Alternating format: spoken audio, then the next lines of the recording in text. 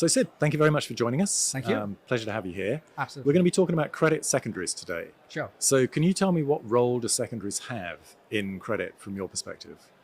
So the secondary market, think about it as a liquidity mechanism. It sort of has spawned because the underlying asset, which is the private credit market, that has grown. From 2018 to 2025 today, the market has doubled. Right now at close to around $2.5 to $3 trillion. So that by itself creates a need for this liquidity as more and more of these funds that launched early on in the life cycle approach the harvest period. So for a GP, this provides a tool to basically adjust the liquidity profile. And for LP, it provides need to get out of funds that they are invested in and they need liquidity. So that is sort of is how this whole secondary market is shaping up. And is your investment mandate changing with the development of secondaries? No, I don't think it's changing as such. I would think that the secondary is more of a tool that we use to adjust our pacing cycle and deployment. So if you take a step back over here, when we buy into any fund, there's always something called as blind pool risk. We don't know how the investment will perform or how everything will pan out in the future. A secondary fund, we have a look back period. We can go back and look at the fund, how the fund performed. We have metrics on cash flow coming out of the fund. We have metrics on yield, default, everything is there. So from the get-go, we are entering into a fund which is already seasoned. We know what to expect from the fund. From our point of view, it helps us to deploy capital faster, lower our risk profile, and also position ourselves with certain managers and strategies that we like best without having to take the effect of a J curve, which always happens when you first start any fund. So we think of secondaries as a mechanism to deploy and adjust our pacing cycle, not as a core. It doesn't replace what we already do. We'll use it as in conjunction with already what we have in part of the whole mandate. But what we are thinking right now is that how do we think about secondaries as part of our overall asset allocation framework, whether it is a 1% allocation, 2% allocation. That is what is challenging part because it's a relatively new asset class for us. So we don't have a lot of data around it. And that allocation is what we are sort of targeting and trying to understand from the market participants how we should as allocators come into the LP or to the secondary market as such. So there really is quite a small allocation then if you're talking 1 to 2%. It is relatively small. And even if you look at it as a whole, the private credit secondary market, if you look at it just in terms of dollar value, it varies from anywhere from $10 to $20 billion. That by itself is a very, very small figure. So it's not a mainstream yet. But if you want to ask the question that will it become mainstream, maybe. We'll see. Well, it feels like it's following the pattern of private equity in that secondaries in private equity, secondary funds are a very important component of that market now. Do you see it following the same sort of trajectory? See, that sort of brings a very important question. The private credit market has definitely grown. The number that I just said, right now we're $3 trillion right now in private credit. If you look at private equity market, that's a $8 trillion market. But what is most interesting about the private credit market is the rate at which these funds are growing. Like it's almost doubled in the last 3 to 4 years. The private equity market hasn't grown as much. So if we just look from a dollar allocation point of view, the math makes sense. Yes, it will grow.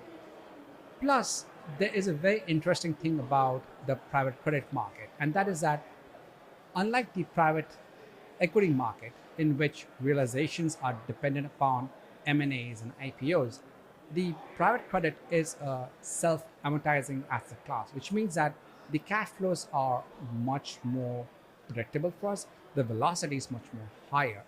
And with that definite timeline, it makes it easier for us to see a lot more of these funds coming into the market. The question remains is that how many managers are willing to do that? Because there's always a tussle.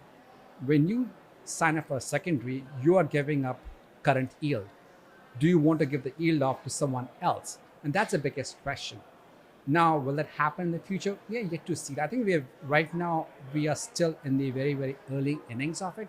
So it's hard to say whether or not the private credit secondaries will become as big. But I think give a decade or so, it might become in comparable size. But the velocity of the growth in private credit market will definitely help to usher that movement into private secondaries as well. Yeah. As you're seeing increasing interest in this market, do you think that people from the private equity space will start moving into private credit that haven't perhaps looked at it before? I would see that thing happening right now because of just the inflection size of the private credit market that has come in. So I'll give you a little bit of a historical anecdote. So earlier, when we used to see the private credit deals or private equity deals come in for secondaries, those used to always have a small tag of private credit tagged onto them because the private credit market didn't have the depth of it. Now, because the market has exploded, we are seeing the deals almost get separated out. A private equity deal is purely a private equity deal. It doesn't have the debt tag tagged onto it. To say that, will we see some transition? Maybe. I think it's still hard to say at this point of time. Yeah, yeah. Some say that credit secondaries will eventually become bigger than private equity secondaries. Do you see that happening? Not today. I would say, given the size where we are at today, it's going to take some time for it to catch up. It definitely is going to become more liquid. It'll become more visible because the good thing about private credit is that there's a lot more data available. These are loans that you have marks on, unlike private equity deals in which is subjected to some amount of subjective valuation. These are actual marks you're getting in the portfolio. So the market can become bigger, but it also has to make sure that the private credit market grows in tandem with it. And because we talked about it, because of the self-amortizing nature of it, it might help to usher that growth. But today, as it stands, it's still very, very early innings right now. Yeah. What do you think would stop it growing that big, though? What could inhibit its development? The only reason I would say it stops growing is that if the secondary funds do not perform. So if you go back and look at the very first vintages of the private secondaries that came up, these funds were targeting high double-digit IRRs. And that was because the valuations were marked down. They were forced to take down price unnecessarily, which did not make sense in a credit market. Now, the valuations have reset. We are seeing much more reasonable price values come up. If those price values do not hold, then the market will not exist. And that's the whole thing. It's like, if you want to take on that tail end of the portfolio, you need to be commiserated for taking on the risk. If I'm getting the same return in a primary market and secondary market, it doesn't make sense. Yeah.